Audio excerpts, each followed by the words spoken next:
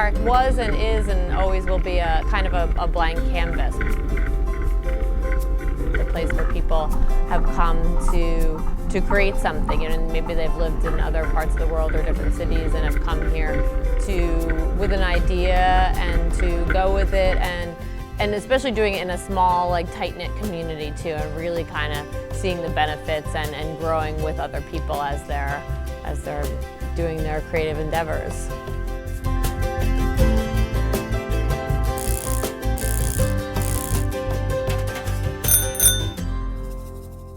Asbury Park has a great vibe to it. It has multiple creative people living in it. And Kerri Martin's absolutely one of those people, right? She's talented, she's creative, she gives back to the community. She liked bikes and she built that idea. And she didn't only build that idea in terms of a business, she built that idea for a nonprofit that gives back to the community. I worked for an organization like this in New York. It was called Recycle a Bicycle. That's kind of like the mother of all of these organizations that now exist across the country. So the idea already existed as far as, getting donated bikes, kids earning bikes, possibly selling them. So it's not like I invented the idea. I wanted to do it somewhere else, but also didn't know if it could exist on a small basis. Up until then, I knew it existed in major cities or existed in college towns, but wasn't sure if it could exist to this scale in a small town, so to say, meaning Asbury Park. And the answer is yes.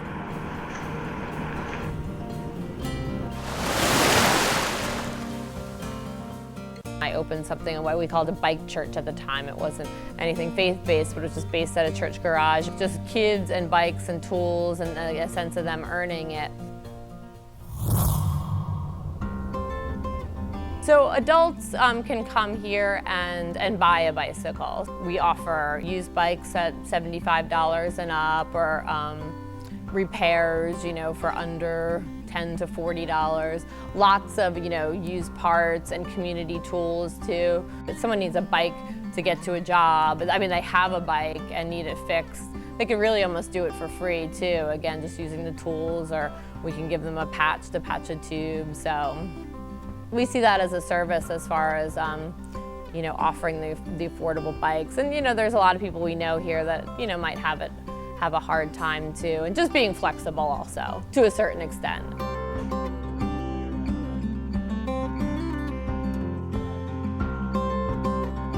People come to 2nd Bikes to buy a bike because they're affordable. Actually bike mechanics have fixed them up opposed to going to a department store. We sell bikes less than maybe a retail bike shop. It's very convenient too. We literally see people come in here and buy a bike and buy a lock because they're riding to their job. So then there's people too that just love old bikes. People want them for style, or they like the idea that they're recycled too. They don't want to buy something new. They want to buy something that still has life to it.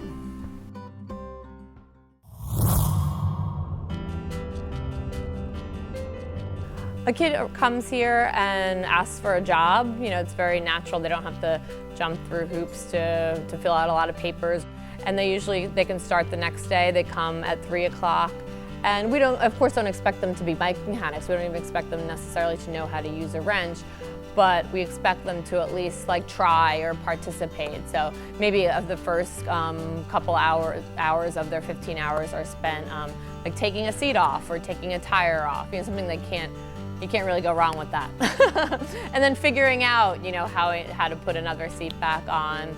And it's also part, we don't expect them to be necessarily working the whole time. It's also just about learning. Maybe they're going to be watching us do something. And then it's also too about sweeping the floor if it needs to be swept, or cleaning the tool bench, or talking to people too. So it's just about helping this place run smoothly, that we're all in this together. I think that the most remarkable thing that Kerri has done for kids is she's created something for them that doesn't really, it's not demeaning. Sometimes we do project for kids and it's sort of like, oh, these kids need something, so let's do something for them. It's not that kind of a project. She brings them in and she teaches them how to do something for themselves and to work toward something, to work toward having a bike of their own.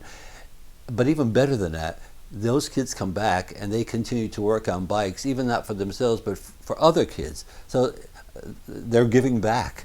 This nice little circle works as far as kids coming, working 15 hours, earning a bike, or earning parts for their bikes, and us also running a shop. So meaning we also repair bikes and sell bikes. So there's a joy in that, just knowing that this little circle kind of works. The ways I'd like to expand it is maybe just making it more comprehensive for the kids. Like maybe they're learning mechanic skills, but giving them more life skills too, and job skills. Like they come here because they want a bicycle, but there's so much more we can teach them through that. Now that we have them in here, we could teach them, which we do on a small scale now, as far as like teaching them how to sign a time card and just what it's like to operate in a work environment. So I would like to see that they're gaining mechanical skills, but also gaining just life skills of knowing how to hustle and how to work. I definitely see the kids that come even after the 15 hours, kind of stay here too. It's a place they really have gotten used to, and it's like a second home. Maybe it's a kid that's not necessarily involved in organized sports or football or basketball, and it's really a place that they come. So we don't necessarily hit top numbers as far as kids over the whole year, but the ones we do, touch here definitely are it's their second home here. What's great about being at the bike shop is that I can come here, I can fix bikes and earn stuff for my bike.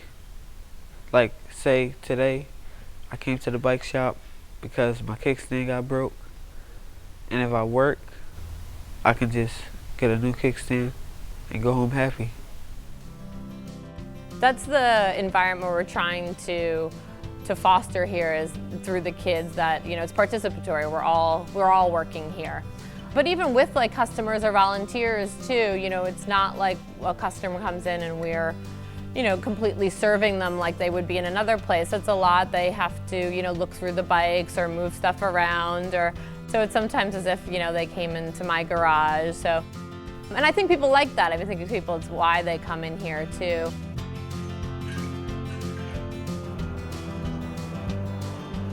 I think when you walk in her store, it's absolutely not a retail store in a mall. It doesn't have the same feel. When you walk in her store, you feel a sense of community. There's kids fixing bikes, there's her staff there, there's sections that bikes are not ready, bikes are ready. And what I've heard Kerri describe it, and I think she's described it really accurately, is this is like her garage. This is not a retail store, this is her garage. And so come in and talk and shoot the breeze and get to know some people and do some good. I love the idea of a community bike store, a bike shop that you can go into. It's such an opening and welcoming environment, and it's not like a typical bike store. You get to meet Kerri, the mechanic, and some of the kids and people who are working on the bikes, and you get to see it in person, and it's a great experience.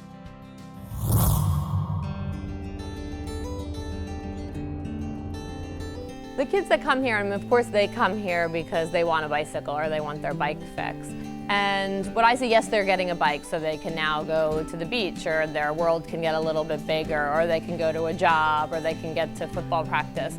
But what I've seen over the years is that these kids can now look people in the eye, and they're very proud of their job here too. I hear them outside like talking about their job, and I'm very proud to like fill out their time card. So I'm hoping that they've seen just being part of something. And I also am glad that they've seen me grow. They've seen me take nothing, take a church garage and a few tools and bikes and grow it into this. I'm right there, standing up, working, getting dirty, with them, and getting excited about it too.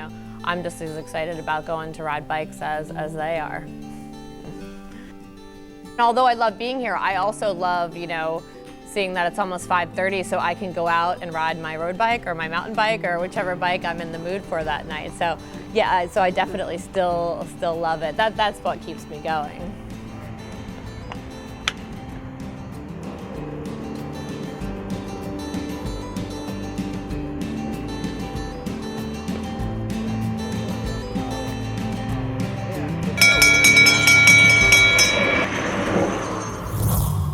What I really like about it is that when they get a bike and they learn how to fix it, when they get a flat tire, it doesn't end up in a pile in their backyard. They know how to come back and get it fixed. So they're learning skills that, that little skill is something that they, can take with them in other areas where they can learn to, fix a problem instead of just put it in a pile. Kerri, I think, is really trying to teach these kids about life in the future, how to take care of themselves, how to guarantee that their life is going to be successful, and that's simply by saying you have to have initiative, you have to have a desire to make things better for yourself, and you have to be willing to do it. It isn't just a lot of talk, it's actual action. And I think that's what makes the Second Life Bike Shop so important. I think Second Life Bikes is a very pivotal place in Asbury Park, for the kids, for people that need bikes. And it's just a cool, different place too. It's not a typical thing you would find in New Jersey. We were kind of one of the first of its kind, meaning, you see this stuff maybe in Portland, Oregon or Colorado. So I think people are very, proud that it's in Asbury, just kind of something different, and people come to just visit the place. But yeah, what I like to think is that, we're really benefiting the kids, and their parents and people that, are just kind of maybe getting by here in Asbury. But then there's love from all sorts. I mean, what I always say too is that we see every, gender and income level and person walk through these doors, that we're not just kind of serving one population, that many people love this place, in different ways. And what I certainly see are kids on bikes around town a lot more and throughout the town.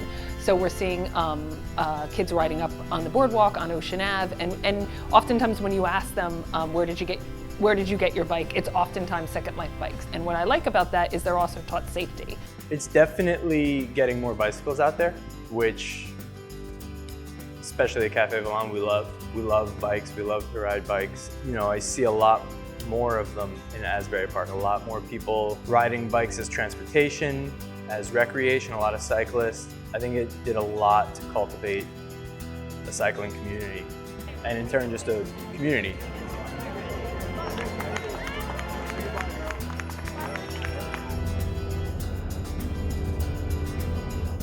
And wherever I go to, I ride my bike down the street, and I constantly have people stopping me and telling their friends about the place that I have.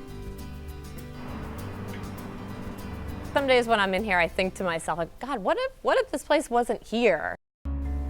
Every day we're kind of impacting lives here, and not maybe in a major way, but maybe we're just letting someone use some of our wrenches or something. So it doesn't feel like I'm not giving my clothes off my back, or but in a way it's getting them to a job or getting them to school or community college classes. So there wouldn't be, if we weren't here, there wouldn't be an alternative. People would still be surviving. We're not completely saving lives here, but we're just making lives, a little bit easier and better for people.